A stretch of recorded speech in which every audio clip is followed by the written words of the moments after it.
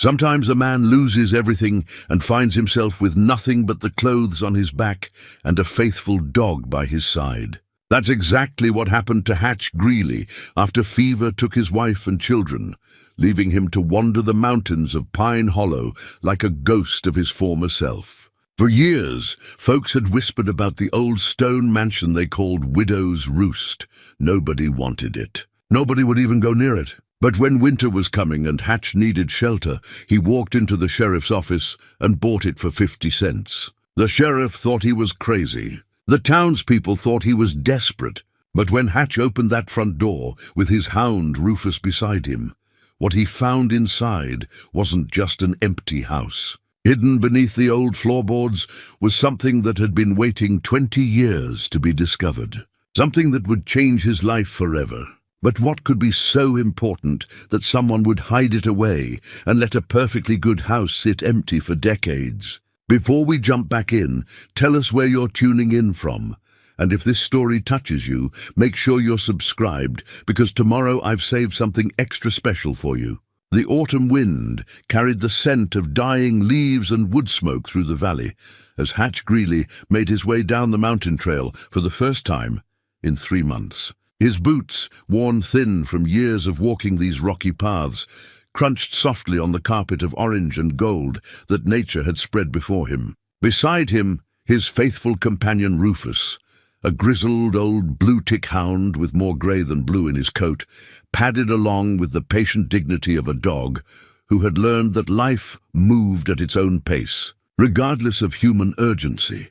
Hatch paused at the overlook where the trail bent toward town, his weathered hands gripping the smooth walking stick he'd carved from mountain ash 2 winters ago. Below him, Pine Hollow stretched out like a picture from a simpler time, wooden storefronts with hand-painted signs, a white church steeple pointing toward heaven, and houses clustered together as if seeking comfort in each other's presence. Smoke drifted from chimneys in lazy spirals, and he could make out tiny figures moving about their daily business with the purposeful energy of people who belonged somewhere. Once, he had belonged somewhere too.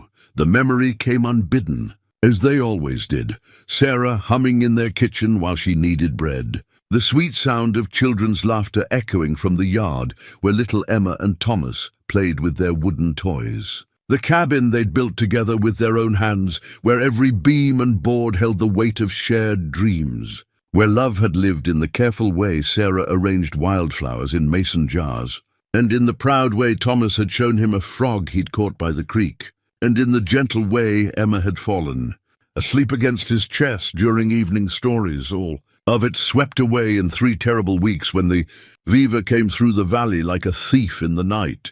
Hatch closed his eyes and breathed deeply, letting the mountain air fill his lungs and push away the darkness that always threatened to swallow him whole. When he opened them again, his gaze settled on the edge of town, where Widow's Roost perched on its lonely hill like a monument to forgotten sorrows. Even from this distance, the old stone mansion commanded attention. Built from local granite that had been quarried decades ago, its walls rose 3 stories high with Gothic windows that stared out at the world like hollow eyes. The slate roof, though weathered and missing tiles in places, still held its dignified peaks and valleys. Ivy had claimed much of the eastern wall, and wild grass grew knee-high in what had once been carefully tended gardens. But beneath the neglect, Hatch could see the bones of something magnificent. A house built to last generations, crafted by hands that understood both stone and dreams. The locals avoided it like they might avoid a graveyard at midnight. Hatch had heard the stories, whispered in the general store, and shared over drinks at Murphy's saloon. They said old Magnus Holbrook had built it for his bride back in '73, importing craftsmen from back east and sparing no expense. They said his wife, Eleanor, had loved that house more than life itself, filling it with music and laughter and the kind of entertaining that made Pine Hollow feel like civilization. Had finally arrived in the wilderness. They also said Eleanor had died in that house under circumstances no one liked to discuss, and that Magnus had vanished one winter night. leaving behind nothing but questions and an empty mansion that seemed to accumulate shadows faster than dust. "Cursed," the old-timers would mutter, shaking their heads. Ain't nothing good ever came from that place, but Hatch had lived through his own curse, and it had taught him that sometimes the things people feared most were simply broken, like he was. And broken things, he'd learned, could still serve a purpose if a man wasn't too particular about perfection. The trail wound down through stands of pine and aspen, and soon he could hear the familiar sounds of Pine Hollow, awakening to another day. Horses snorting and stamping in the livery stable, the ring of hammer on anvil from the blacksmith shop, the creak of wagon wheels on dusty streets. Normal sounds, comforting sounds. The kind of sounds that reminded a man that life continued even when his own world had ended. Sheriff Jim Morrison was sweeping the porch of his office when Hatch and Rufus emerged from the tree line. Morrison was a good man, fair-minded and steady, with the kind of calm authority that came from years of keeping peace in a place where people generally wanted to be left alone to live their lives. He'd been a friend to Hatch in the terrible time after the fever, checking on him when he could, making sure he had supplies for the winter, never pushing, but always letting it be known that help was available if needed. "Hatch," Morrison called out, setting his broom aside and stepping to the edge of the porch. "Good to see you, friend. Been wondering how you were faring up there." "Surviving," Hatch replied, which was about as much as he could honestly claim. "Winter's coming early this year. Can feel it in the air." Morrison nodded, understanding more than what was said. "Coffee's fresh if you want some. Martha brought by some of her apple cake this morning, too." The invitation was kind, but Hatch could see the concern in the sheriff's eyes, the careful way he studied Hatch's face, looking for signs of a man pushed too far by solitude and grief. Morrison meant well, but Hatch wasn't ready for kindness, wasn't ready to pretend that sitting in a warm office eating cake could fill the hollow places inside him. "Appreciate it," Hatch said, "but I've got business to discuss." Something in his tone made Morrison's eyebrows rise slightly. In all the months since the fever, Hatch had never spoken of business. He'd been a man suspended outside the flow of ordinary concerns, existing but not quite living. Now, though, there was a different quality to his voice. Not hope exactly, but perhaps the absence of complete hopelessness. "All right then," Morrison said, gesturing toward his office. "Come on in." The sheriff's office smelled of leather and tobacco, with undertones of the strong coffee that Morrison brewed black as midnight and nearly as thick. Maps covered one wall, showing the county boundaries and marking the scattered homesteads and claims that dotted the wilderness like islands in a vast green sea. A pot-bellied stove radiated comfortable warmth, and Rufus immediately claimed a spot beside it, settling down with a contented sigh. Morrison poured himself coffee from the pot on the stove and offered some to Hatch, who declined with a shake of his head. They'd known each other long enough that small talk wasn't necessary.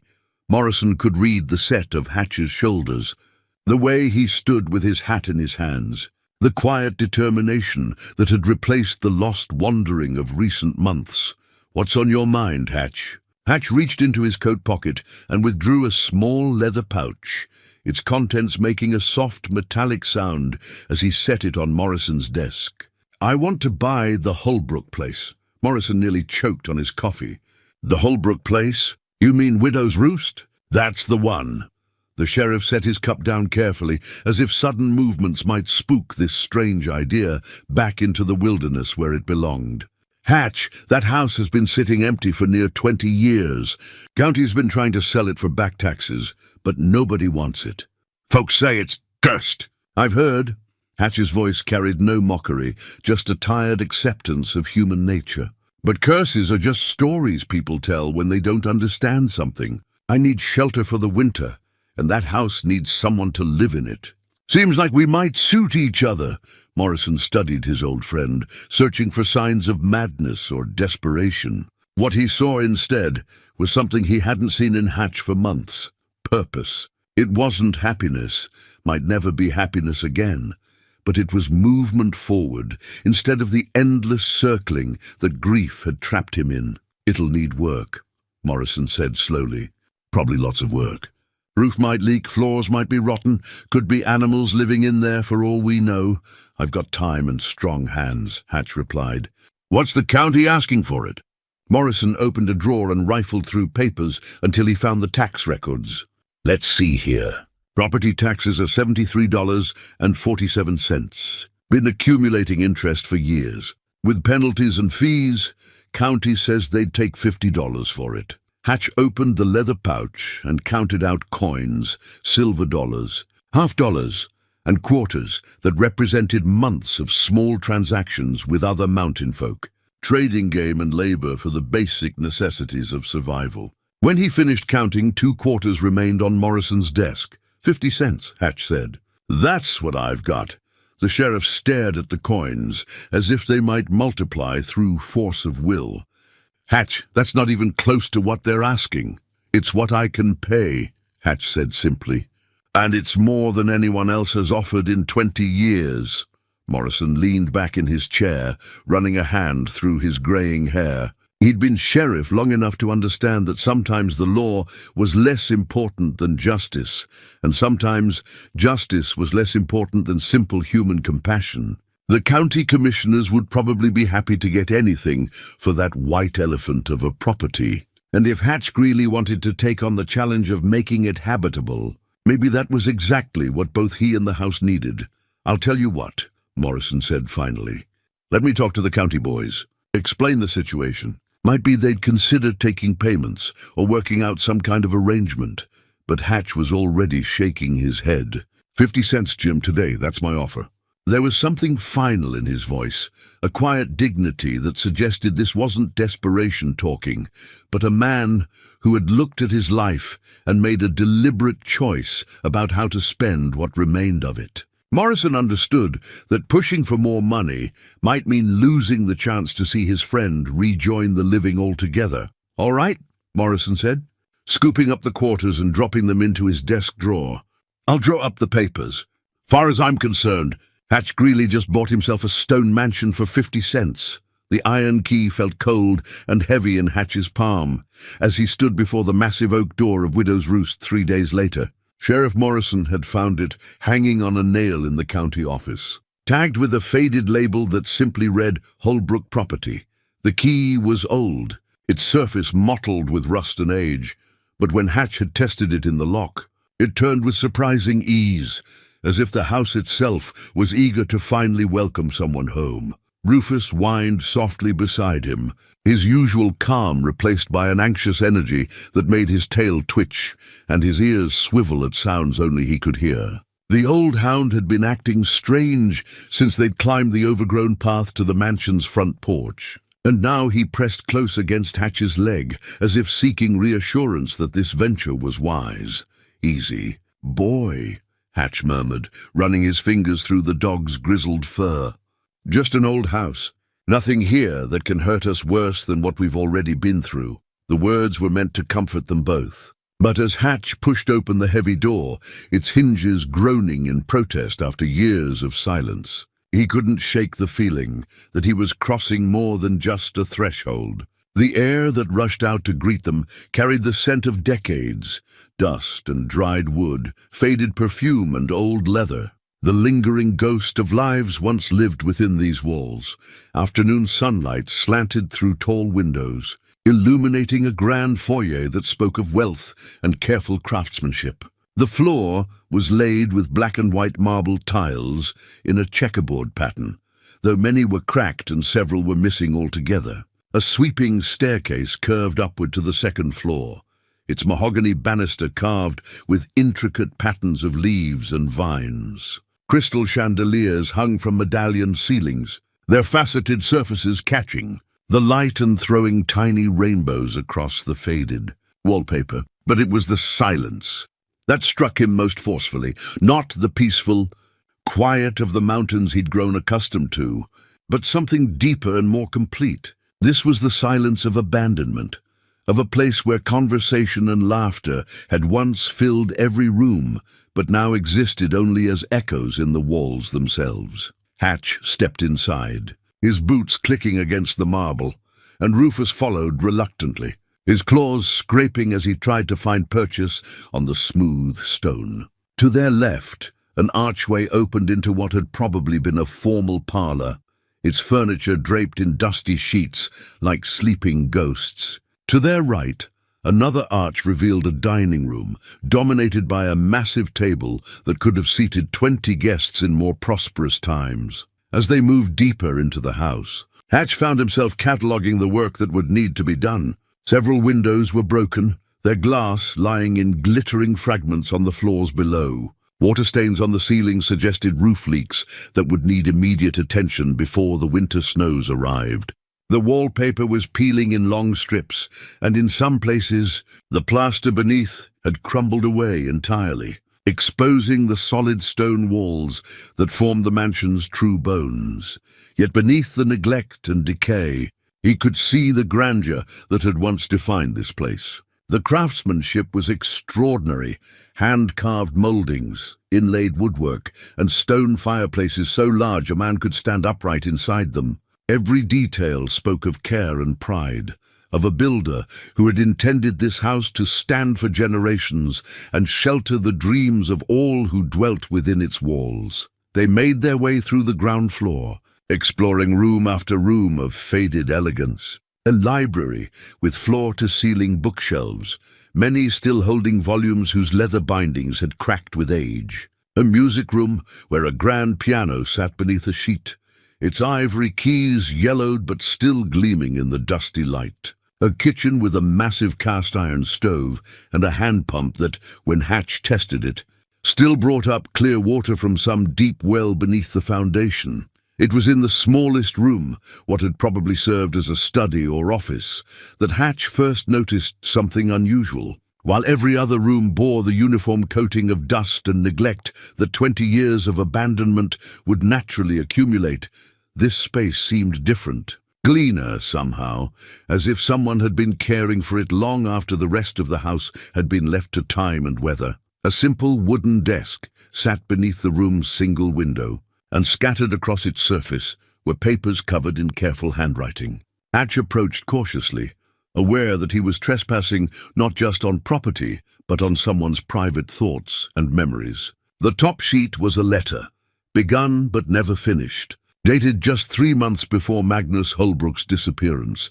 "My dearest Eleanor," it read in a flowing script, "though you have been gone from this world for 2 years now, I find myself writing to you still, as if the words themselves might bridge the distance between this life and whatever peace you have found beyond it." Hatch's hands stilled as he read, recognizing the particular ache that lived in those carefully chosen words. Here was a man who understood the weight of loss, who had tried to carry on after the center of his world had been torn away. The letter spoke of loneliness and guilt, of responsibilities that felt meaningless without someone to share them with, of a love so deep that death itself seemed insufficient to end it. As he moved the letter aside, other documents came into view, architectural drawings showing modifications to the house, correspondence with lawyers about charitable donations, and what appeared to be a detailed map of the property with certain areas marked in red ink. But it was the final item that made Hatch's breath catch in his throat, a photograph of a woman with kind eyes and a gentle smile, standing beside a man whose features bore a striking resemblance to Hatch's own weathered face. Eleanor Holbrook had been beautiful in the way that spoke of inner light rather than mere physical perfection, and in her expression, Hatch could see something he recognized, the same joy that Sarah had carried, the same warmth that had made their simple cabin feel like the center of the universe. And Magnus, despite his fine clothes and obvious prosperity, wore the same expression of quiet devotion that Hatch had seen in his own mirror during the precious years when love had made him feel like the luckiest man alive. Beneath the photograph was a single sheet of paper covered in Magnus's handwriting. But these words were different from the unfinished letter, urgent and desperate, as if written in great haste. "They don't understand what we've found beneath the foundation." Eleanor saw it first, said it was a gift from God himself, but the others see only opportunity for their own gain. I've hidden what matters most, where only someone who truly understands love and loss might find it. The key to everything lies where sorrow and hope meet in equal measure. Trust no one who seeks only profit. The real treasure belongs to those who have lost everything and still believe in tomorrow. A loose floorboard creaked ominously beneath Hatch's feet as he leaned forward to study the cryptic message more closely. The sound was sharp in the dusty silence, and when he looked down, he noticed that several of the wide pine planks seemed to sit unevenly, as if they had been removed and replaced at some point. Kneeling beside Rufus, who had finally relaxed enough to lie down in a patch of sunlight, Hatch pressed his palm against the questionable boards. They shifted slightly under pressure, and when he worked his fingers into the gap between two planks, he found that one lifted easily, too easily for wood that should have been nailed down securely for decades. Beneath the loose board was a space that had been deliberately hollowed out, and nestled within that hiding place was an object wrapped in oiled cloth. Hatch lifted it carefully, his heart hammering with the kind of anticipation he hadn't felt since childhood Christmas mornings. As he unwrapped the cloth, a brass compass was revealed, not the simple navigation tool a man might carry in his pack, but an ornate instrument with engravings around its rim and a face marked with symbols he didn't immediately recognize. The needle spun wildly for a moment before settling on a direction that definitely wasn't magnetic north, but it was what he found beneath the compass that truly took his breath away. A leather journal bound with a cord, its pages filled with careful diagrams, detailed maps, and entries written in the same hand that had penned the desperate note on the desk. The first page bore a simple inscription: "For whoever finds this record, may you have the wisdom to use what we discovered for healing rather than harm." As Hatch opened the journal and began to read, one thing became abundantly clear. Magnus and Eleanor Holbrook had discovered something beneath their stone mansion that was far more valuable than gold, something that could change the fortunes of Pine Hollow forever. And someone, perhaps the entire town, had been willing to let them disappear rather than allow that secret to see the light of day. Hatch spent the remainder of that first day reading Magnus Holbrook's journal by the fading light of the study window. Rufus curled at his feet like a faithful guardian. The entries painted a picture of a man transformed by love and then broken by loss, but more than that, they revealed a story that seemed to echo across the decades directly into Hatch's own wounded heart. Magnus had come to Pine Hollow in 1871, a young man with inherited wealth and grand ambitions. He'd purchased the land where Widow's Roost now stood because of its commanding view of the valley, but also because of something the previous owner had mentioned in passing, stories told by the local Crow tribe about a sacred spring that was said to heal both body and spirit. Most folks dismiss such tales as superstition, but Magnus had been curious enough to explore. What he'd found, according to his careful documentation, was far more remarkable than he'd dared to hope. Deep beneath the granite outcropping where he would eventually build his mansion, a natural cavern housed a spring whose waters exhibited properties that defied conventional explanation. Samples he'd sent to colleagues back east had been analyzed and reanalyzed, but the scientists could only confirm what Magnus had observed. The water seemed to possess genuine healing qualities that went beyond mere mineral content. Eleanor had been the first to truly understand the significance of their discovery.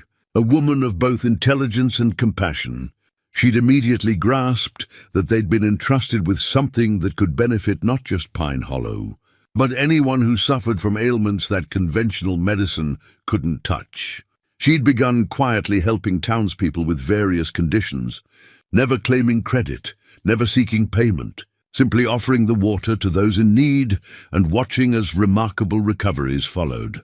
But word had spread, as word always does in small communities, and soon Pine Hollow found itself dealing with an influx of strangers, sick people seeking miraculous cures, speculators looking to exploit a natural resource, and worst of all, men with enough money and influence to take what they wanted regardless of who might be harmed in the process.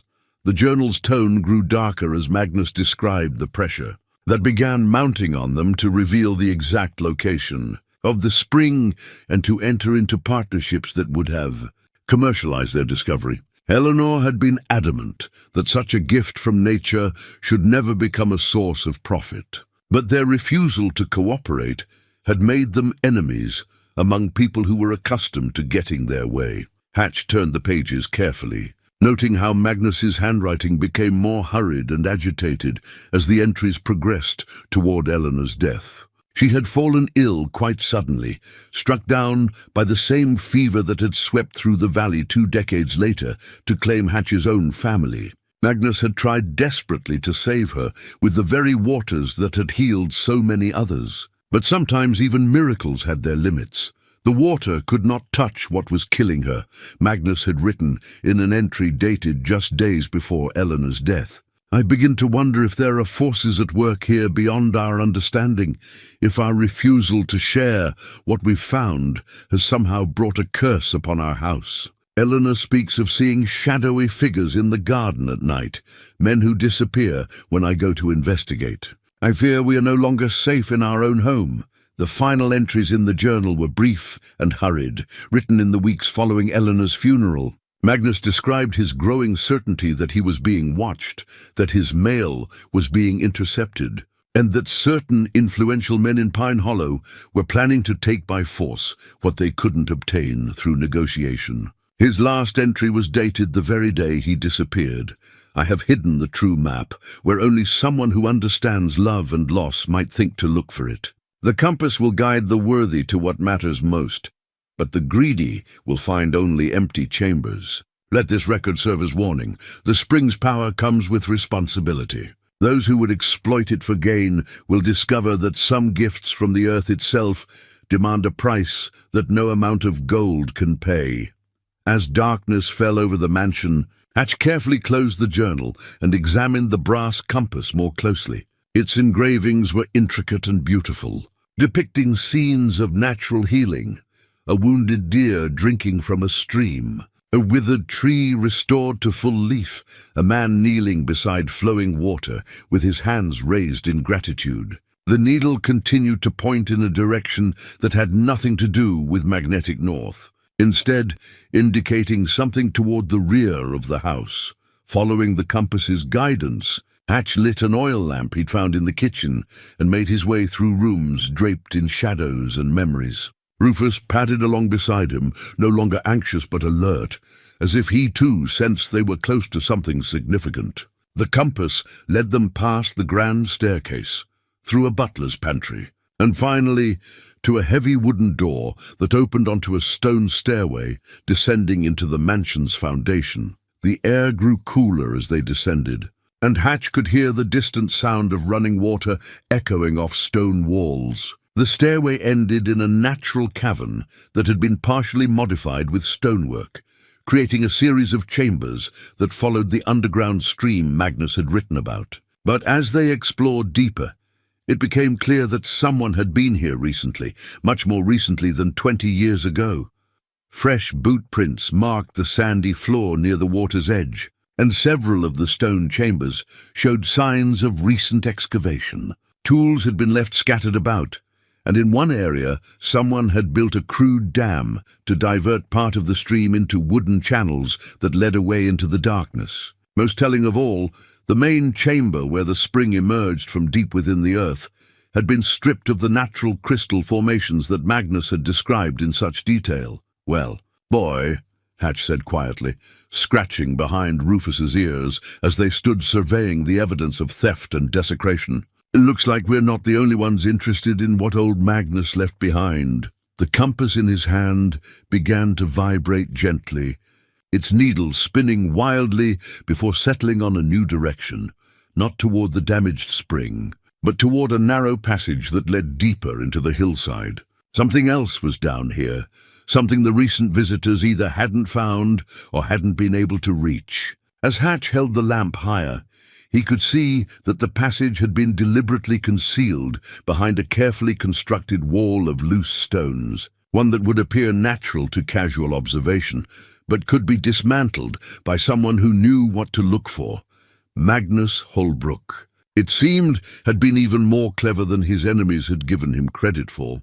The healing spring they'd discovered and partially destroyed was just the beginning of the mystery. The real treasure, whatever that might be, lay hidden deeper in the mountain, protected by more than just stone and darkness. But as Hatch began to carefully remove the concealing stones, a new sound reached his ears from somewhere above.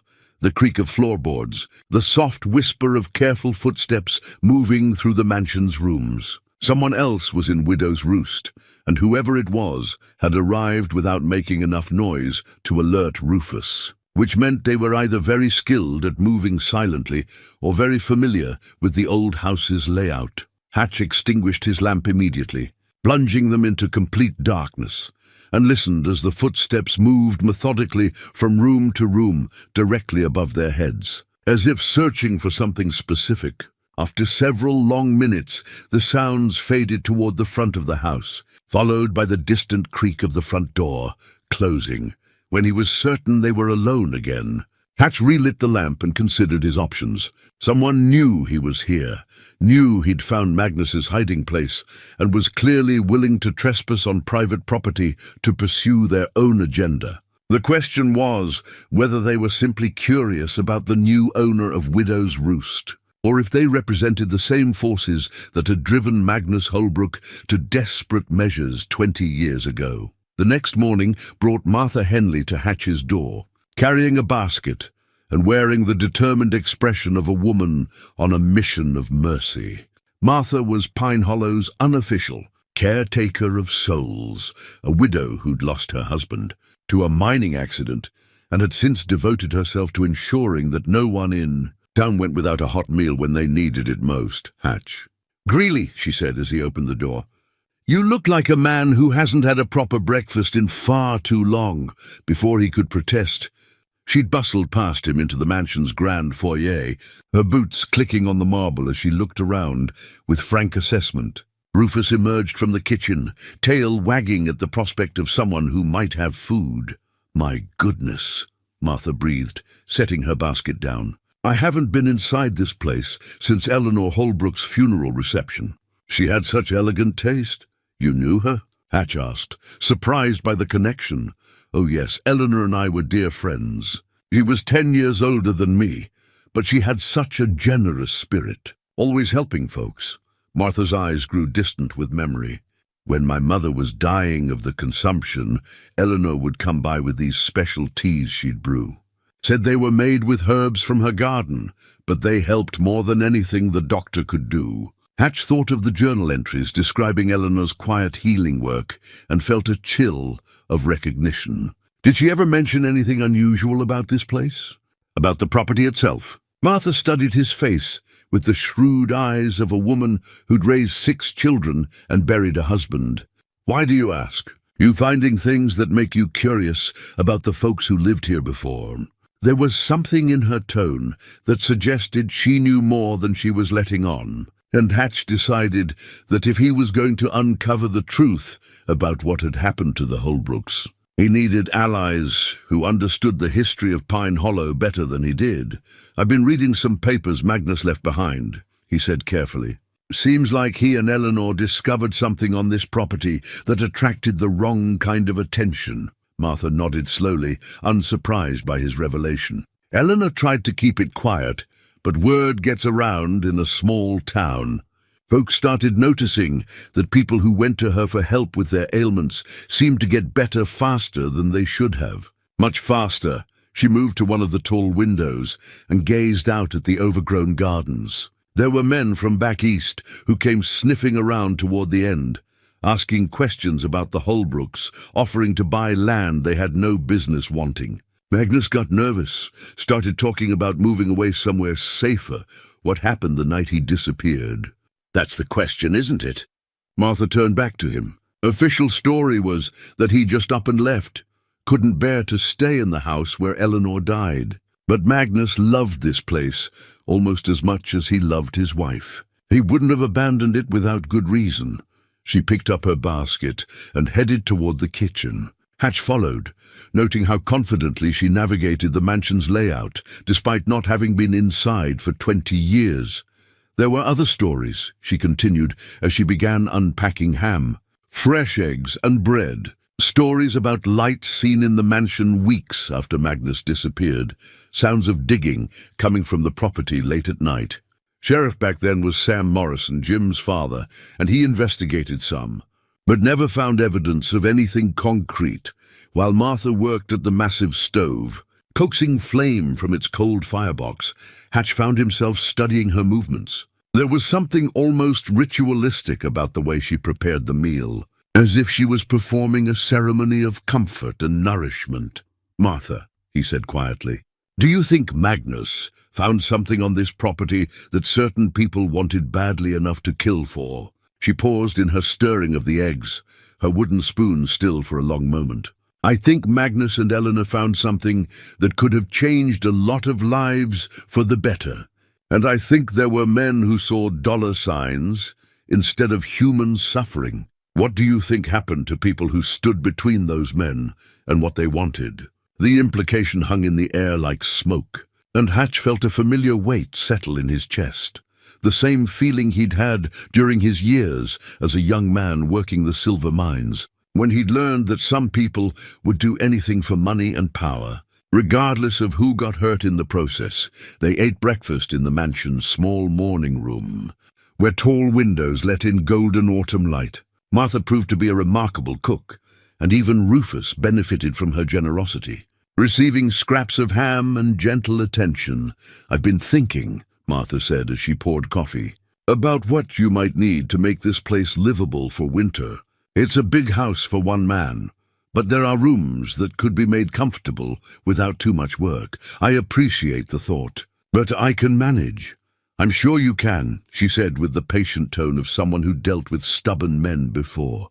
"But there's something else you should know. Yesterday evening I saw Cyrus Blackwood's carriage heading up this way. Cyrus owns most of the mining operations east of town, and he's not the sort of man who pays social calls on hermits." Hatch set down his coffee cup, remembering the footsteps he'd heard moving through the house the night before. "What time was this?" "Just after dark. I was walking home from Mrs. Patterson's. She's been poorly lately, and I saw his carriage turning onto the road that leads up here. Distinctive thing, that carriage. Black lacquer with silver trim, and he always travels with 2 men riding alongside. He's been to this property before." "Oh yes. Cyrus was one of the men who kept pressuring Magnus to sell, or at least to enter into some kind of partnership arrangement. Never could understand why a mining man would be interested in property with no obvious mineral deposits." She gave Hatch a meaningful look. "Unless he knew something about what was really here." The conversation was interrupted by a sharp bark from Rufus, who had positioned himself by the front window. Through the glass they could see a rider approaching, a young man on a bay horse, moving at an easy pace. "That's Tommy Morrison," Martha said. "Jim's eldest boy. Wonder what brings him up here." They met Tommy on the front porch, where he dismounted and tipped his hat politely to Martha before addressing Hatch with the serious demeanor of someone carrying an official message. "Mr. Greeley, my father sent me to tell you that Cyrus Blackwood stopped by the sheriff's office this morning. He's claiming you're trespassing on property that doesn't legally belong to you, says the sale wasn't properly authorized by the county commissioners." Hatch felt his jaw tighten. "Your father witnessed the transaction." "I paid what the county was asking." "Yes, sir, and father told Mr. Blackwood exactly that. But Blackwood's got lawyers from Denver coming on the afternoon stage, and he's talking about getting an injunction to remove you from the property while the matter gets sorted out in court." Martha made a sound of disgust. "Cyrus Blackwood wouldn't know honest dealing if it bit him on his considerable backside. That man's been trying to get his hands on this land for 20 years. Tommy nodded agreement, but maintained his professional demeanor. "Father wanted you to know what was coming. Maybe give you time to gather up any papers or documents that might support your claim to the property." Hatch thought of Magnus's journal and the brass compass hidden in his coat pocket. of the violated chambers beneath the mansion and the evidence of recent excavation. Whatever Cyrus Blackwood was after, it was the same thing that had driven Magnus Holbrook to desperate measures 2 decades ago. "Tell your father I appreciate the warning," Hatch said, "and tell him I've got no intention of leaving my property without a fight." That afternoon, while storm clouds gathered over the mountains like dark promises of winter's approach, Hatch returned to the hidden chambers beneath Widow's Roost with a clearer sense of purpose. The brass compass had led him to one concealed passage, but Magnus's journal suggested there were other secrets yet to be discovered. If Cyrus Blackwood was bringing lawyers to challenge his ownership of the property, Hatch needed to understand exactly what he was fighting to protect.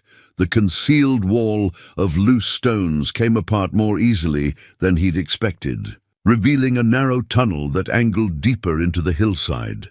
The air that flowed from within carried the scent of deep earth and something else, a metallic tang that reminded him of the silver mines where he'd worked as a young man. Rufus whined softly as they entered the passage, his ears flat against his head, but he followed faithfully as Hatch's lamp illuminated walls carved from living rock. The tunnel opened into a chamber that took Hatch's breath away. Unlike the violated spring room they'd discovered the night before, this space remained exactly as Magnus had left it. Natural crystal formations covered the walls like frozen waterfalls, and in their depths, veins of silver gleamed in the lamplight. But it wasn't the mineral wealth that captured Hatch's attention. It was the careful way Magnus had documented everything he'd found.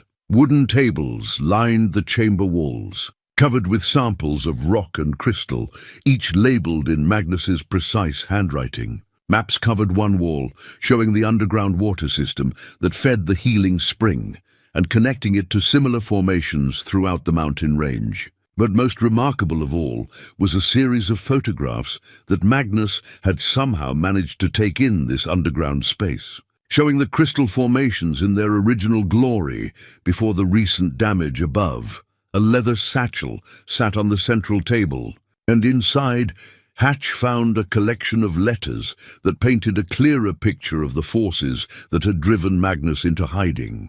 The correspondence was with scientists from universities back east, mining engineers from Colorado, and even government officials from Washington. All of them were interested in what Magnus had discovered, but for very different reasons.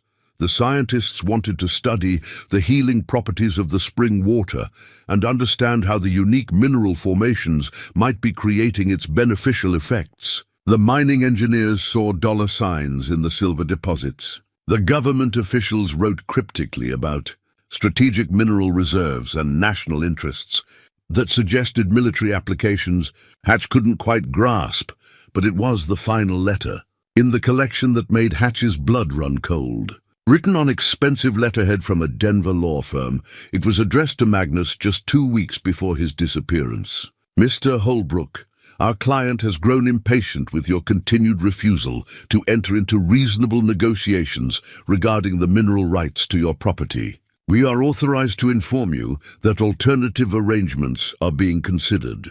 For the safety of yourself and your late wife's memory, we strongly encourage you to reconsider our generous offer before more direct measures become necessary." The letter was signed by the same law firm that Tommy Morrison had mentioned the lawyers Cyrus Blackwood was bringing to Pine Hollow to challenge Hatch's ownership. A sound from the tunnel behind him made Hatch spin around, his hand instinctively reaching for the knife he carried on his belt. But instead of an intruder, he found Martha Henley emerging from the passage, her practical skirts hiked up to avoid the rough stone floor, and a determined expression on her weathered face. "Thought I might find you down here," she said, accepting the hand he offered to help her navigate the last few steps into the chamber. "Tommy Morrison stopped by my place after he left here, and we got to talking about things that have been bothering me for 20 years. Martha, this could be dangerous. If Blackwood's people find out you're involved, Cyrus Blackwood doesn't scare me," she interrupted, though Hatch noticed the way her eyes swept the chamber. taking in the evidence of Magnus's research with the sharp attention of someone who understood its significance. I've been dealing with men like him my whole life. What scares me is the thought that Eleanor died protecting something important. And now another good person might suffer, because greedy men can't leave well enough alone. She moved to the wall of maps, studying the careful documentation of the underground water system. Eleanor told me once that she believed this place was meant to be a gift to anyone who needed healing, not a source of profit for those who already had more than they needed. She said the water worked best for people who approached it with gratitude rather than greed. You think that's more than just superstition? Martha turned to face him, and in the lamplight her expression was grave. I think Eleanor was a wise woman who understood things most of us never think about. I also think there are men in this world who would destroy something beautiful and healing if it meant they could make money from the pieces. She pulled a folded paper from her coat pocket and handed it to him. This might help you understand what you're really up against. The document was a survey map of Pine Hollow and the surrounding area, dated just 3 months ago. Red lines marked proposed mining claims that would cover not just Widow's Roost, but half the valley, including the town itself. Stamped across the bottom was the seal of Blackwood Mining Enterprises and a notation that read, "Preliminary environmental assessment approved for large-scale extraction operations." Where did you get this? My nephew works as a clerk in the county office in Denver. He's been keeping an eye on things since I asked him to watch for any unusual activity involving Pine Hollow. This came through last week, along with applications for something called eminent domain proceedings and permits for hydraulic mining equipment. Hatch studied the map with growing alarm. Hydraulic mining was the most destructive form of mineral extraction he'd ever seen, using high-pressure water cannons to blast away entire hillsides in search of ore. If Blackwood was planning that kind of operation, he wasn't just interested in the silver deposits beneath Widow's Roost. He was planning to tear apart the entire valley. The healing spring, Hatch said, understanding flooding through him. If they use hydraulic mining, they'll destroy the whole underground water system. Everything Magnus and Eleanor tried to protect will be gone. Worse than that, Martha replied grimly. Look at where those red lines end. Hatch traced the proposed mining claims and felt his stomach drop. The lines extended right through the center of Pine Hollow itself, encompassing the church, the school, the general store, and most of the residential area. They're planning to relocate the entire town, or eliminate it altogether. Cheaper to move people out than to work around them. The implications were staggering. Blackwood wasn't just after the healing spring or the silver deposits. He was planning to obliterate everything that had made Pine Hollow a community worth preserving. The generations of families who had built lives in this valley, the careful balance between human settlement and natural beauty, the simple dignity of people who had chosen to make their homes far from the corrupting influence of big cities and bigger money. We have to stop him, Hatch said. But even as the words left his mouth, he wondered how 2 people and an old dog could stand against the kind of wealth and legal power that Blackwood commanded. We will, Martha replied with the quiet certainty of someone who had faced impossible odds before and found ways to prevail. But first, we need to make sure we understand exactly what Magnus left behind for us to find. That compass of yours? It led you here, but I'm betting it's got more secrets to reveal. As if responding to her words, the brass compass in Hatch's pocket began to vibrate gently, its needle spinning before settling on a direction that led deeper into the mountain. Whatever Magnus Holbrook had hidden in these chambers, they hadn't found it all yet. And with Blackwood's lawyers arriving tomorrow, time was running short to uncover the truth that might save not just Widow's Roost, but the entire valley that had become home to so many.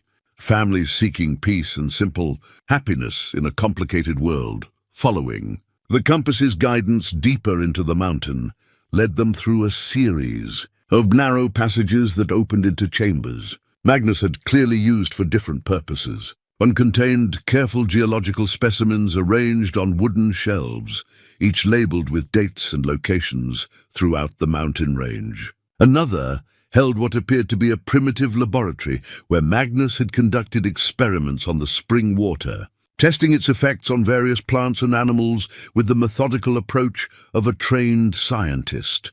But it was the final chamber that revealed the true scope of Magnus's discovery.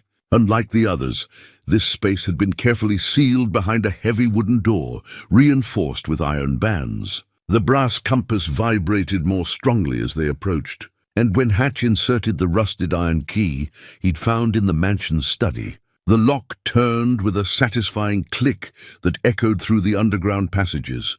The chamber beyond was larger than all the others combined, its walls lined with more of the remarkable crystal formations that seemed to pulse with their own inner light. But at the center of the space, Magnus had constructed something that took Hatch's breath away, a scale model of the entire Pine Hollow Valley. Carved from wood and stone with incredible attention to detail, every building in town was represented, from the church steeple to the smallest homestead cabin. The terrain matched the actual geography perfectly, complete with the winding creek that fed the valley's farms and the network of springs that emerged from the mountainside throughout the region. But most remarkable of all were the thin silver wires that connected various points on the model, creating a complex web that seemed to map the underground water system in 3 dimensions. "My lord," Martha whispered, moving closer to study the intricate construction. He mapped the entire aquifer system. "Look at how all these springs connect underground." Hatch followed the silver wires with his eyes, beginning to understand the true scope of what Magnus and Eleanor had discovered. The healing spring beneath Widow's Roost wasn't an isolated phenomenon. It was part of a vast network of interconnected water sources that fed the entire valley. The unique mineral formations that gave the water its healing properties extended throughout the mountain range, creating a natural system that had been providing clean, beneficial water to the region for thousands of years. A thick journal lay open beside the model, and its pages revealed Magnus's growing understanding of what they'd found. The healing properties weren't limited to the main spring. They were present throughout the water system, though in varying concentrations. Wells and springs throughout Pine Hollow had been providing subtle health benefits to the residents for decades, without anyone realizing the source of their unusually good health and longevity. "Look at this," Martha said, pointing to a section of the model where red paint marked several locations. "He's identified the key points where the water system is most vulnerable. If someone damaged these specific areas, the whole system would collapse." Hatch finished, understanding the implications. Blackwood's hydraulic mining operation wouldn't just destroy the main spring. It would poison the water supply for the entire valley. Magnus's final journal entries, written in the days before his disappearance, revealed his growing desperation as he realized the scope of the threat. The men pressuring him to sell weren't just interested in quick profit from the silver deposits. They understood that controlling the water system would give them power over the entire region. Towns, farms, and ranches throughout the area would be forced to pay for water or relocate entirely. But Magnus had been more clever than his enemies realized. Hidden within the model were detailed plans for protecting the water system, including engineering drawings for structures that could be built to redirect and safeguard the underground flows if the main sources were threatened. More importantly, he documented legal evidence of prior water, rights that predated any mining claims, rights that belonged to the Crow tribe who had first recognized the sacred nature of these springs. "He was going to give it back," Martha said softly, reading over Hatch's shoulder as he studied the legal documents Magnus had prepared. The land, the water rights, everything. He was going to deed it all to the Crow Nation to keep it safe from men like Blackwood. A leather portfolio contained the actual documents, prepared by lawyers in Denver, but never filed due to Magnus's sudden disappearance. The papers would have established the springs as protected tribal lands, making them immune to mining claims or commercial development. But without Magnus to complete the transaction, the documents had remained hidden in this underground chamber for 20 years. "We could still do it," Hatch said. studying the carefully prepared legal papers. If these documents are properly executed, Blackwood's claims would be invalidated. The federal government recognizes tribal water rights as superior to mining claims. Martha nodded, but her expression remained troubled. The question is whether we can get them filed before Blackwood's lawyers arrive with their injunction, and whether the current tribal leadership would still be willing to accept the responsibility. As if summoned by their conversation, footsteps echoed from the tunnel leading back to the main chamber. Both Hatch and Martha froze, listening as someone, or several someones, moved through the underground passages with the confidence of people who knew exactly where they were going. "Stay here," Hatch whispered, extinguishing his lamp and moving toward the door. "If something happens to me, take those documents and get them to Sheriff Morrison." But Martha shook her head firmly. "We face this together, whatever it is." The footsteps grew closer, accompanied by the glow of torchlight, reflecting off the crystal formations in the passages beyond. When the light finally reached their chamber, it revealed not Blackwood's hired men, but three figures Hatch didn't recognize, 2 men and a woman, all dressed in practical outdoor clothing and moving with the quiet dignity of people accustomed to walking carefully through sacred spaces. The woman stepped forward, and in the torchlight, Hatch could see the strong features and graying hair of someone who carried authority naturally. When she spoke, her voice was calm and measured, with the slight accent of someone whose first language wasn't English. "I am Mary Crowfeather," she said, inclining her head respectfully toward both Hatch and Martha. "My grandfather was Chief Standing Bear, who signed the original water agreements with Magnus Holbrook 30 years ago. We have been waiting a long time for someone to find this place and understand what it means." Hatch felt the brass compass grow warm in his pocket, and he realized that Magnus's plan had been even more sophisticated than he'd imagined. The compass hadn't just been guiding him to hidden chambers and forgotten documents. It had been leading him toward the people who could complete the work. Magnus and Eleanor had started. "You knew we were here," Martha said, "and it wasn't quite a question." Mary Crowfeather smiled, and in her expression was the patience of someone whose people had learned to think in generations rather than years. "The mountain speaks to those who know how to listen." When strangers began digging in the sacred places and disturbing the water spirits, the signs pointed toward changes coming. When a man with a grieving heart took ownership of the stone house, the signs suggested that healing might finally be possible. She gestured toward the model Magnus had constructed, and Hatch noticed that her hands bore the calluses of someone who worked with tools and understood the value of craftsmanship. "My grandfather helped Magnus map these water sources. Our people have been guardians of this system for more generations than the white settlements have existed. We are ready to accept that responsibility again, if you are ready to trust us with it."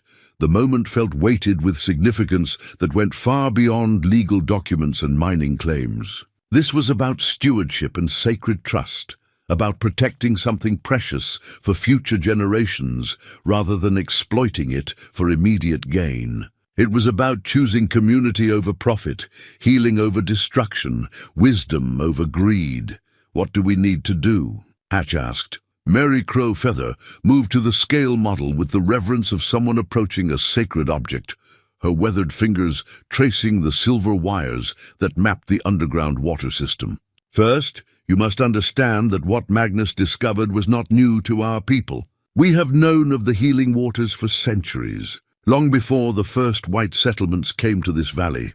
She indicated one of her companions, a younger man whose patient expression suggested he was accustomed to listening more than speaking. "This is my nephew, Joseph Standing Bear. He is a lawyer trained in Denver who has been working to reclaim our ancestral water rights throughout this region. The documents Magnus prepared were based on legal research Joseph provided 20 years ago." The revelation struck Hatch like a physical blow. "You were working with Magnus before he disappeared." "Not working with," Mary clarified gently. "Magnus came to us after Eleanor's death, seeking guidance about how to protect what they had found. My grandfather, who was still alive then, told him that the healing waters were never meant to be owned by any individual, white or Indian. They were meant to be protected and shared with all who approached them in the right spirit. Joseph Standing Bear stepped forward, pulling a leather satchel from his coat. Magnus asked me to prepare legal documents that would ensure the springs could never be commercially exploited. But on the night we were supposed to complete the transaction, he sent word that it wasn't safe to proceed. Men were watching his house, and he feared for our safety as well as his own. That was the last anyone heard from him, Mary added, until 3 days ago, when the mountain spirits began whispering that someone with a good heart had finally found the key to Magnus's hiding place. The third member of their group, an elderly man who had remained silent until now, moved closer to examine the brass compass that Hatch had pulled from his pocket. The old man's eyes widened as he studied the engravings, and he spoke rapidly in what Hatch assumed was the Crow language. "My father says this compass was made by his grandfather," Mary translated. "It was given to Magnus as a sign of trust when they first began working together. The engravings tell the story of how the healing waters came to be, and the needle doesn't point to magnetic north. It points toward whatever part of the water system most needs protection." Hatch felt the world shift around him as the implications sank in. Magnus didn't just disappear. He was murdered to prevent him from transferring the land to your people. Mary's expression grew grim. "We suspected as much, but we could never prove it. The men who wanted to exploit the springs were powerful and well-connected. They made sure the investigation into Magnus's disappearance was brief and inconclusive." Martha, who had been studying the legal documents Joseph had produced, looked up with growing excitement. "These papers, they're still valid. The transfer was prepared but never executed. If we can get them filed before Blackwood's lawyers arrive with their injunction, his mining claims would be worthless." "It's not that simple," Joseph replied, though his tone suggested he shared her hope. "We need Magnus's signature to complete the transfer, and obviously that's impossible. However, there might be another way." He spread additional documents across the table beside Magnus's model. "I've been researching the original homestead laws that Magnus used to claim this property. There's a provision that allows for transfer of abandoned homesteads to caretakers who demonstrate good stewardship. If someone has been actively maintaining and improving the property, like Hatch has, by purchasing it and beginning restoration work." Martha interrupted, understanding immediately. "Exactly. And if that caretaker voluntarily transfers the property to its rightful stewards." Joseph smiled for the first time since they'd met. "The law recognizes such transfers as completing the original owner's intent, particularly when there's documented evidence of that intent." Mary's father spoke again, and this time his tone was urgent. Mary listened carefully before turning to the others with alarm in her eyes. "He says the compass is pointing toward the upper spring chambers, and that usually means immediate danger to the water system. They left the chamber quickly, following the compass's guidance, through passages that seemed to grow narrower and more treacherous as they climbed toward the surface. The sound of running water grew louder, but underneath it was another sound that made Hatch's blood run. Cold, the rhythmic pounding of machinery. The passage ended at a concealed opening that emerged behind a cluster of boulders on the hillside above Widows. Roost, through gaps in the rocks, they could see the source of the mechanical noise that had alarmed Mary's father. A team of men with mining equipment had arrived under cover of darkness and were already beginning excavation work at the main spring site. "Blackwood's not waiting for the lawyers," Hatch said grimly. "He's planning to destroy the evidence before anyone can stop him legally." The mining operation was more extensive than any of them had imagined. Steam-powered drilling equipment had been hauled up the mountain under cover of darkness, and crews were working by torchlight to bore deep holes into the rock formations that fed the healing springs. If they succeeded in their plan, the entire underground water system would be compromised within hours. But it was what Hatch saw next that made his heart stop entirely. tied to a tree near the mining equipment, watching the destruction with the resigned expression of a man who had fought this battle before and lost, was Magnus Holbrook himself, 20 years older and bearing the marks of hard living, but unmistakably alive. Magnus sat with his hands bound and his weathered face reflecting the torchlight. He was thin and grey-haired, but his eyes still held the intelligence and determination that had driven him to hide his discoveries so carefully. "Dear God," Martha whispered. "They've been keeping him prisoner all this time?"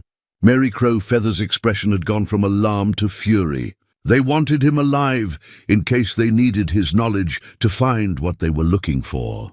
But now that they've decided to destroy everything, she didn't need to finish the thought. If Blackwood's men were willing to obliterate the springs rather than risk losing control of them, they certainly wouldn't leave Magnus alive to testify about 20 years of imprisonment and coercion.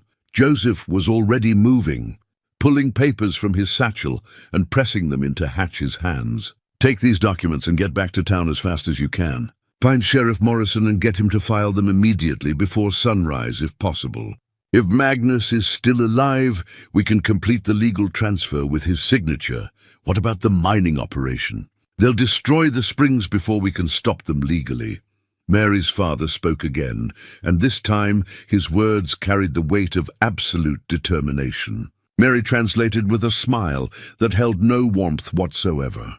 "He says our people have been protecting these waters for 1,000 years. The mining equipment and a few hired men are not going to stop us now. We can't fight armed men we're not going to fight them." Mary interrupted. "We're going to convince them that staying here is more dangerous than leaving. My people know these mountains better than anyone, and we know exactly how to make sure Blackwood's men understand they're not welcome." As if summoned by her words, shapes began moving in the darkness beyond the mining site.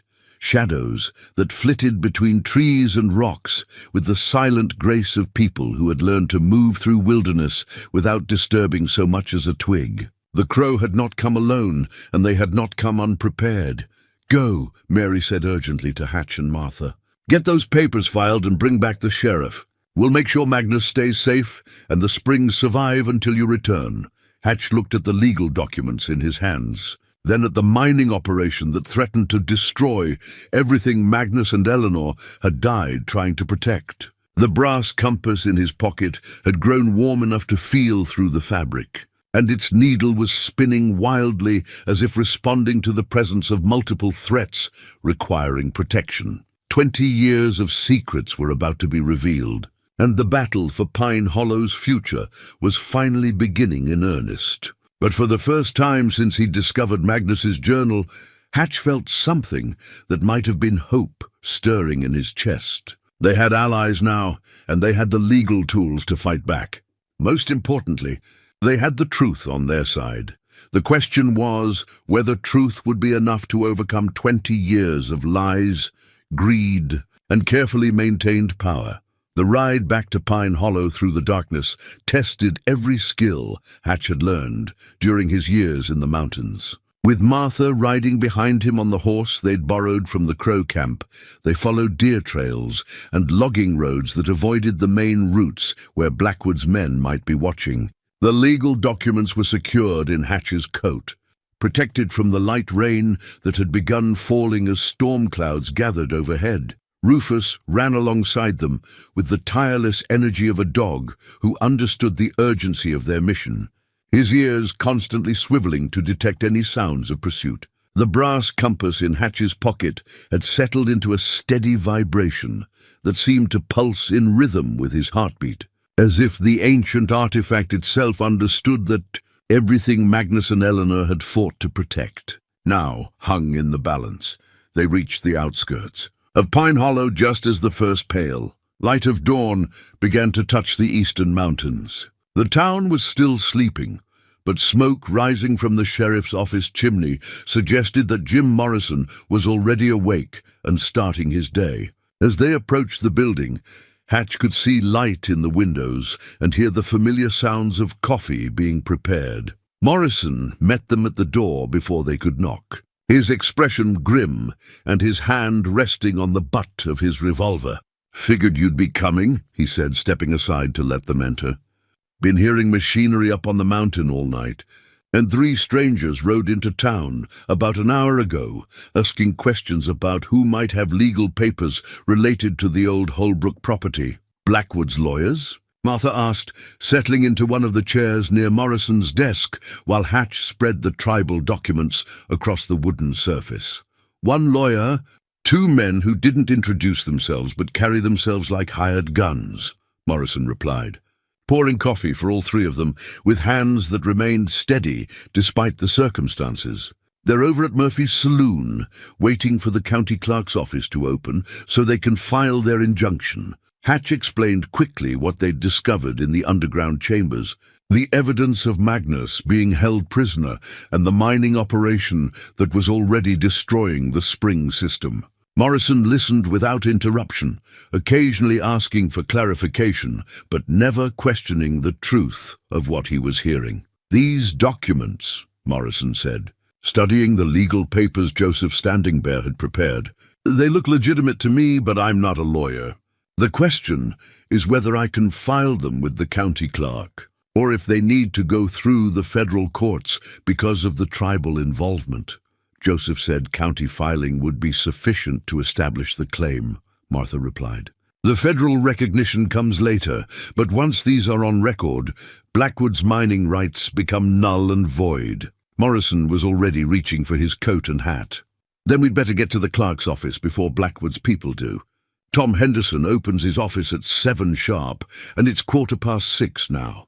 As they prepared to leave, the sound of multiple horses approaching at speed made them all freeze. Through the window, they could see 5 riders coming down the main street at a pace that suggested urgent business. 3 of them Hatch recognized from their brief glimpse at Murphy's saloon, the lawyer and his 2 dangerous-looking companions. The other 2 were strangers, but their expensive clothes and confident bearing suggested they were men accustomed to getting their way through wealth and influence. "Back door," Morrison said quietly. But before they could move, one of the riders dismounted and strode to the sheriff's office entrance. The knock that followed was sharp and authoritative, the knock of someone who expected immediate attention. Morrison opened the door to reveal a well-dressed man in his 50s. With the pale complexion of someone who spent most of his time indoors and the soft build of someone who had never done physical labor. His eyes were sharp and calculating, and when he spoke, his voice carried the authority of wealth and legal training. "Sheriff Morrison, I am Randolph Blackwood, attorney for Blackwood Mining Enterprises. I believe you have in your possession certain individuals who have unlawfully removed property from land that does not belong to them." "Mr. Blackwood," Morrison replied with the careful courtesy he reserved for people he didn't trust, "I'm not sure what you're referring to. Perhaps you could be more specific about these alleged unlawful activities." Blackwood's gaze moved past Morrison to fix on Hatch and Martha, and his expression hardened with recognition. "Those individuals have been trespassing on property that is currently under legal dispute, and they have removed documents and artifacts that constitute evidence in a federal case involving mineral rights and national security." "National security?" Morrison's eyebrows rose. "That's quite an escalation from a simple property dispute. The springs and mineral deposits on the former Holbrook property contain strategic materials that are vital to American interests." Blackwood continued, his tone growing more authoritative.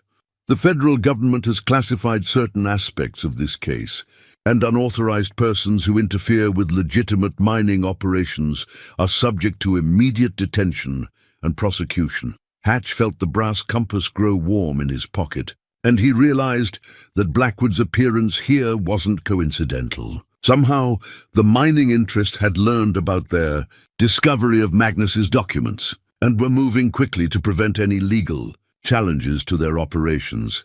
"I'll need to see some documentation of these federal claims," Morrison said calmly.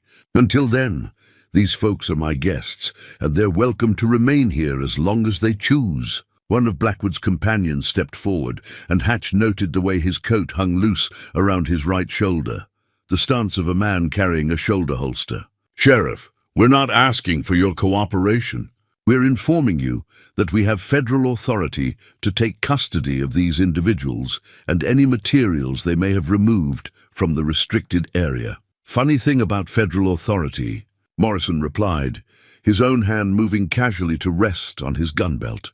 "It usually comes with proper paperwork and official identification. You gentlemen care to produce some credentials I can verify?" The tension in the small office was palpable as the two groups faced each other across a divide that represented more than just a legal dispute. On one side stood wealth, influence, and the kind of power that was accustomed to sweeping aside obstacles through intimidation and corruption. On the other stood the simple principle that truth and law should matter more than money and threats. Martha broke the silence by reaching into her coat and pulling out a document that Hatch hadn't seen before. "Gentlemen, before you continue making threats about federal authority, you might want to examine this." She handed the paper to Morrison, who unfolded it and read quickly before looking up at Blackwood with an expression of barely contained satisfaction. "Well, now this is interesting. Seems we have a telegram here from the Department of Interior in Washington. He sent yesterday afternoon in response to an inquiry about mining rights on former tribal lands in this region." Morrison read from the document in a clear voice that carried to everyone in the room. "All mining claims filed after 1873 on lands within the original Crow Nation territory are subject to review and potential nullification pending resolution of ongoing tribal water rights litigation. No mining operations are authorized to proceed until federal review is complete."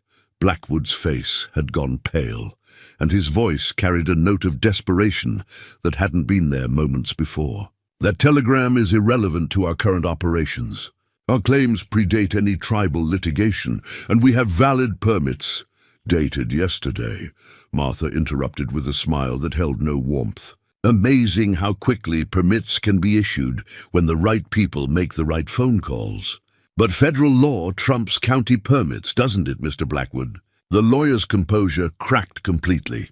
"You don't understand what you're interfering with. The materials in those springs are worth millions of dollars, and there are investors who have committed significant resources based on assurances that this operation would proceed without interference. Sounds like a problem for you and your investors," Morrison said. "But it's not a problem for the law, which is what I'm sworn to uphold." Blackwood's companions were growing restless, and Hatch could see the situation escalating toward violence. But before anyone could make a move that would change everything, the office door opened and Tommy Morrison entered, followed by 3 men in federal marshal badges and a woman in a business suit who carried herself with unmistakable authority. "Dad," Tommy said, "these folks are from the Justice Department in Denver. They've got some questions about mining operations in the area."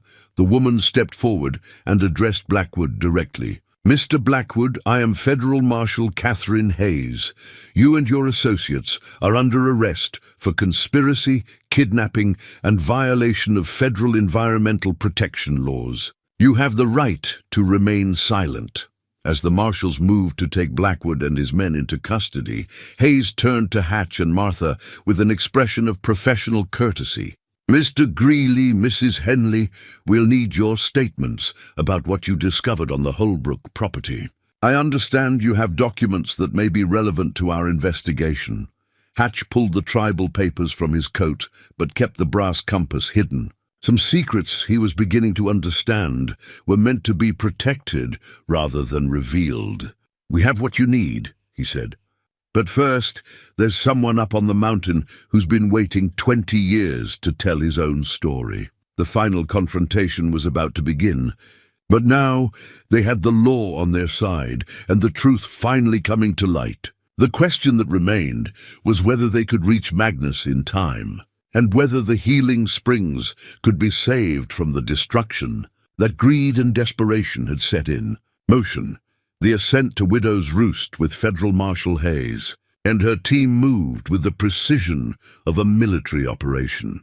Hatch led the way through the mountain trails, following paths that only someone who had spent months learning the terrain could navigate in the pre-dawn darkness. Behind him rode Martha and Sheriff Morrison, followed by 3 federal marshals, whose horses picked their way carefully through the rocky terrain.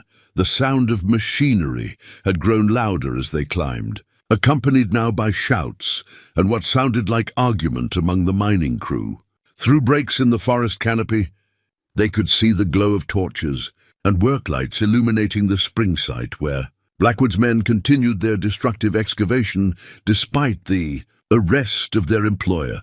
"They don't know Blackwood's been taken into custody," Marshal Hayes observed, studying the scene through field glasses as they reached the ridge overlooking the operation. "Which means they're operating under orders to continue regardless of what happens in town." Hatch counted at least 8 men working around the drilling equipment, with 2 more standing guard at the perimeter of the site. But it was the absence of any sign of Magnus Holbrook that concerned him most. The tree where they'd seen him tied just hours before now stood empty, and there was no indication of where he might have been moved. The Crow people said they would protect Magnus. Martha reminded him quietly. "Mary Crowfeather strikes me as a woman who keeps her promises." As if summoned by her words, a figure emerged from the shadows near the spring site, one of the mining crew, but moving with the deliberate stealth of someone who didn't want to be seen by his companions. The man approached the tree line where they waited, and Hatch recognized him as one of the younger Crow men who had been with Mary's group. "Joseph sent me to guide you," the man said quietly, speaking to Marshal Hayes with the respectful directness of someone who understood authority. "We have Magnus safe, but the situation has become complicated. The mining foreman received new orders an hour ago, orders to complete the destruction of the springs and eliminate any witnesses before sunrise." Marshal Hayes's expression hardened. "How many of the crew are involved in the violence?" "Most are just hired workers who think they're doing legitimate mining," the Crow man replied. "But 3 of them are armed and taking orders directly from someone in Denver by telephone. They've threatened to shoot anyone who tries to leave the site."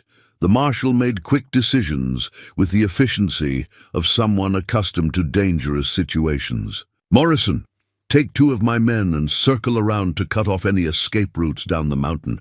Mrs. Henley, I need you to stay here with the horses and be ready to ride for help if this goes wrong." But Martha shook her head firmly. "Marshal, I've lived in this valley for 50 years, and I know these mountains better than your men do. If you're going to stop those people from destroying something that belongs to everyone, you need all the help you can get."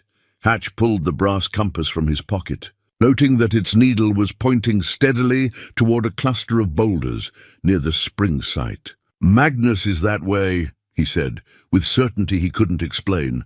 "The compass has been guiding us to what needs protection most, and right now that's him."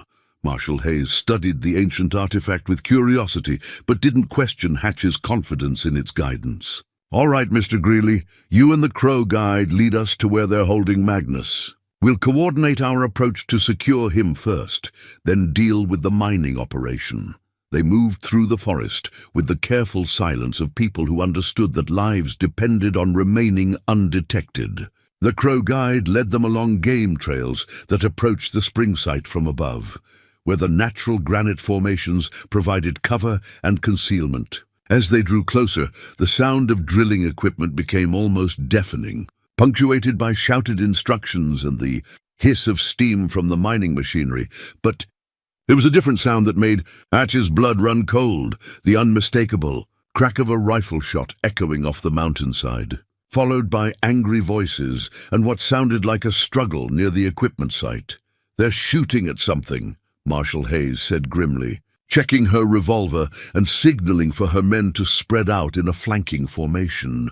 "Whatever Mary Crowfeather and her people are doing to protect the springs, it's provoked a violent response.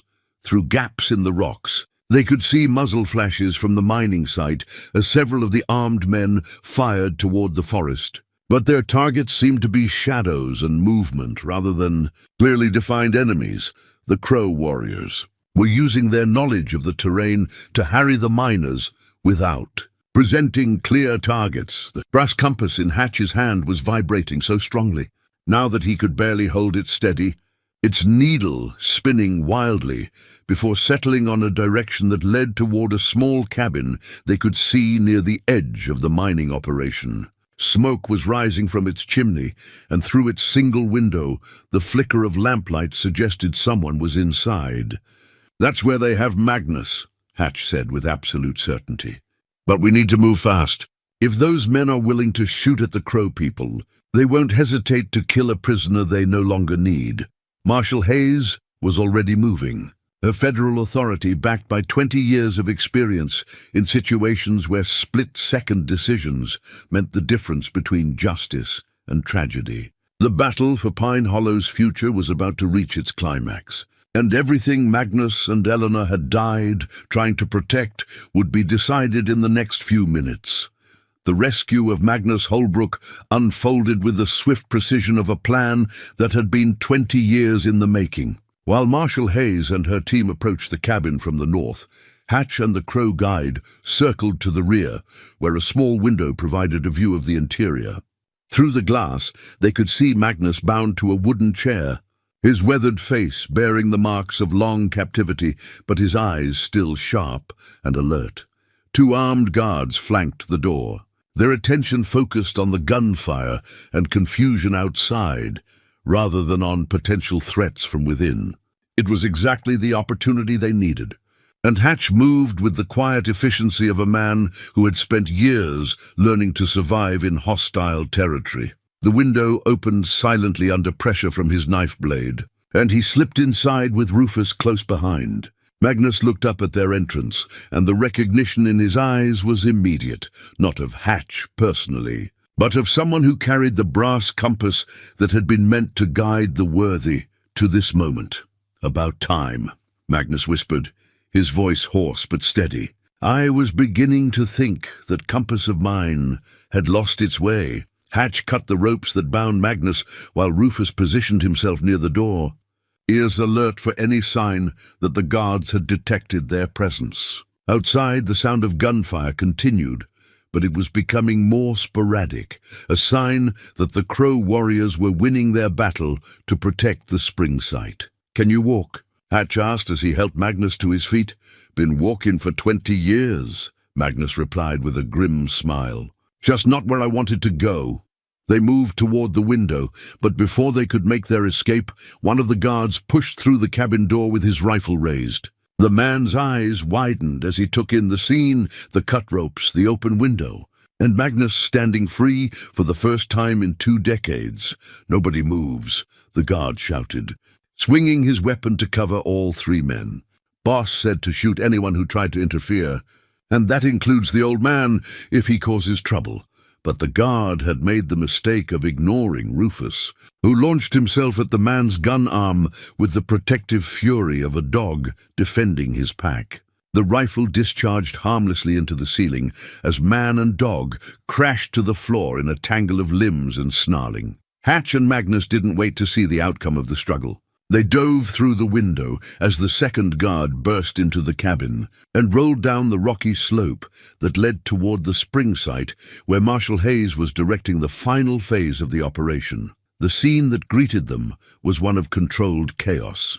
The federal marshals had successfully surrounded the mining site, and most of Blackwood's hired workers had thrown down their tools and surrendered when they realized they were facing federal law enforcement rather than local opposition.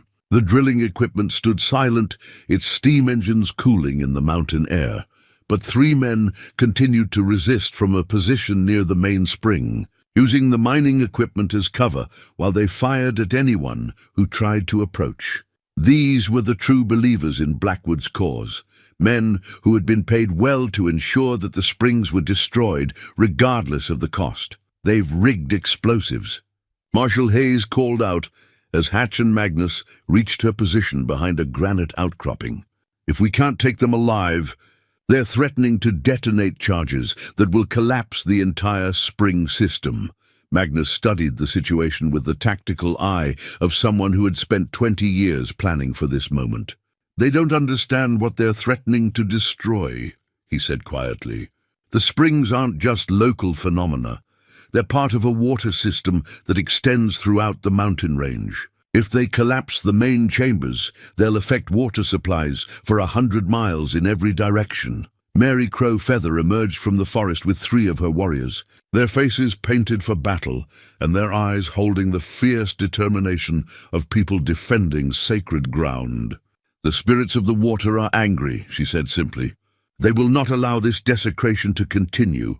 As if summoned by her words, the mountain itself seemed to respond. A deep, rumbling sound emerged from beneath their feet, and the spring water that had been flowing clear and steady began to bubble and churn with increasing violence. The brass compass in Hatch's pocket grew so hot that he had to remove it, and its needle spun wildly before pointing directly at the main spring outlet. "The explosives," Magnus said with sudden understanding. "They've destabilized something down there. The charges aren't just threatening to collapse the chambers, they're going to trigger a blowout that will destroy everything." The 3 holdout gunmen seemed to realize that their position was becoming untenable as the ground beneath their feet began to shake. But instead of surrendering, their leader, a hard-faced man with the look of someone who had killed before, raised his rifle toward the detonator. He'd placed near the spring outlet. "If we can't have it," he shouted over the growing rumble from underground. "Nobody can." The final moment of the 20-year battle for Pine Hollow's future had arrived, and everything would be decided by who could reach that detonator first. The race to reach the detonator became a moment suspended outside time, where 20 years of secrets and suffering would be resolved in the space of a heartbeat. Marshal Hayes and her team moved with professional precision. But they were too far away to prevent the gunmen from triggering the explosives that would destroy Pine Hollow's water system forever. But the mountain spirits that Mary Crow Feather had invoked seemed to have their own plans for justice. As the gunman's finger tightened on the detonator switch, the ground beneath the mining site gave way with a tremendous crack that sent him tumbling into a crevice that had opened in the bedrock. The detonator flew from his grasp, skittering across the rocky ground toward the edge of the main spring outlet. Hatch moved without conscious thought, driven by the same instinct that had carried him through years of grief and isolation. He dove across the unstable ground as more cracks appeared in the rock face, his fingers closing around the explosive device just as it teetered on the brink of falling into the churning spring water below. For a moment that stretched like eternity, he hung suspended over the opening that led to the underground chambers where Magnus and Eleanor had discovered their miraculous gift. The brass compass in his pocket pulsed with warmth against his ribs, and he could feel the power of the healing waters calling to him, not with words, but with a sense of welcome that reminded him of coming home after a long and difficult journey. Then strong hands gripped his arms and pulled him back to safety. Magnus and Joseph standing. Bear hauled him away from the crumbling edge while Marshal Hayes secured the detonator and began the careful process of disarming the explosive charges that could have destroyed everything. The remaining gunmen surrendered without further resistance as federal agents moved in to take them into custody. The mining equipment stood silent and abandoned, its steam engines cooling in the mountain air while the natural sounds of wind and water gradually returned to the sacred space. As the immediate danger passed, the true scope of what they had saved became clear. The underground chambers that Magnus had mapped so carefully remained intact, their crystal formations continuing to filter and purify the water that emerged from deep within the mountain. The healing springs flowed as they had for countless generations, carrying their gift of renewal to anyone who approached them with genuine need and proper respect.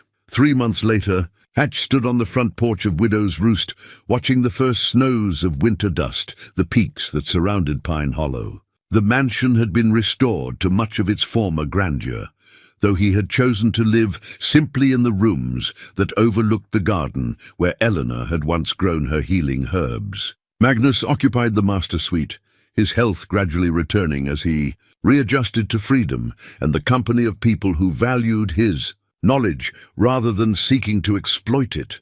The legal resolution had been swift. Once the federal authorities became involved, the tribal water rights documents that Joseph Standing Bear had prepared 20 years earlier were finally filed and recognized, establishing the Crow Nation as guardians of the spring system that extended throughout the mountain region. Magnus had signed the transfer papers with the satisfaction of a man completing work that had been interrupted far too long. Cyrus Blackwood and his associates faced federal charges for kidnapping, environmental destruction, and conspiracy.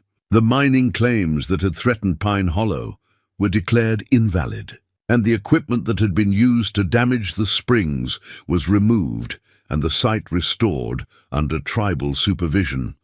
But the most meaningful change was harder to quantify in legal documents or newspaper articles. The healing springs, now protected by both federal law and tribal authority, had been open to anyone who approached them with genuine need.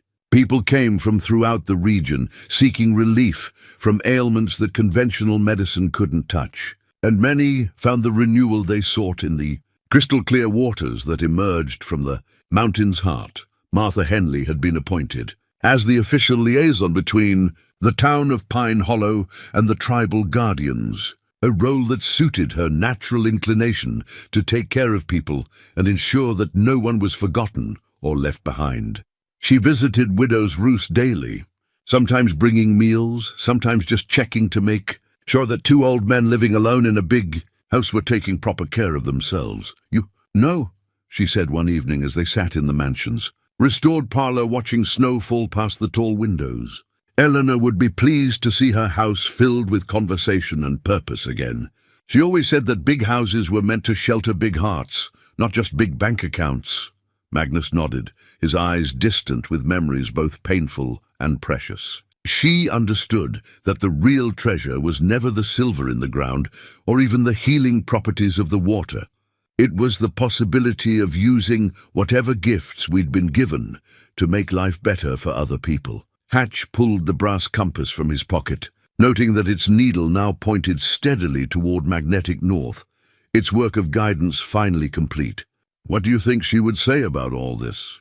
Magnus smiled, and for a moment his weathered face showed traces of the younger man who had built this mansion as a monument to love and hope. "I think she would say that sometimes the longest journeys bring us exactly where we were meant to be all along." Outside, the snow continued to fall over Pine Hollow, blanketing the valley in the peaceful silence of winter. The healing springs flowed beneath the frozen ground, carrying their gift of renewal through the darkness toward another spring, another season of growth and possibility. And in the stone mansion that nobody had wanted, 3 people who had lost everything they thought mattered most had found something even more valuable: the understanding that home isn't a place you find, but a peace you make with yourself and share with those who need it most.